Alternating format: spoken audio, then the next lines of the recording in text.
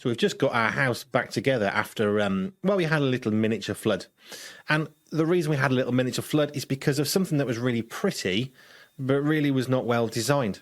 So we got tradesmen in, and they came and they fixed the problem, and they were talking quite animatedly about how pointlessly stupid this little thing was, and well, it wasn't connected very well, but it looks pretty. And it got me thinking about when I was delivering building materials, and I met lots of plumbers and carpenters and electricians, and no matter what field it was, they would say, "Oh, this is new, but it's so rubbish. I want the old stuff."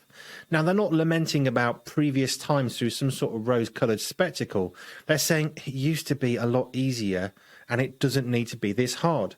Now, this particular bath, a part fell off, and because it fell off, a part on the inside that you couldn't see fell off, and because that fell off and dropped to the ground, the plug out the bottom of the bath was attached to this hose that now was actually on the floor, and the water that had been in the bath while it was being cleaned came out and went through the kitchen ceiling. I know from having met lots of builders, plumbers especially, toilets in the UK, they're really poorly designed now. It's all about efficiency and all that, but efficiency isn't necessarily time-saving.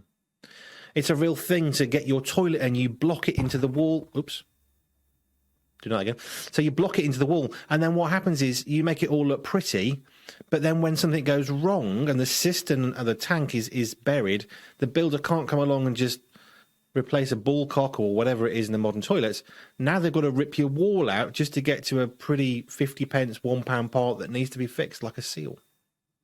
So pretty can be lovely, and it's nice to have things all nice and neat and boxed in, but at the same time, it's not necessarily functional. So how do you use a plunger? We've got a sink downstairs. It's wonderfully tiny and it goes against the wall, but you can't physically fit a plunger on it.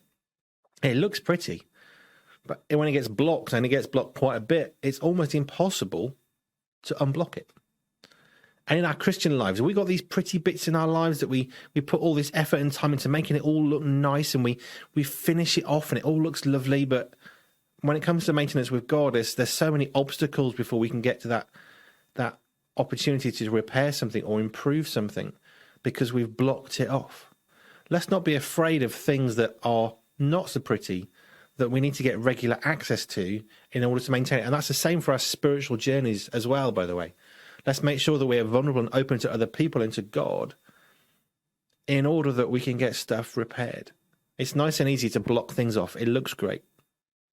But we've got to be careful that we're blocking things off with modern design, that we're not losing the old, which was good, just because we want something new. Just a thought.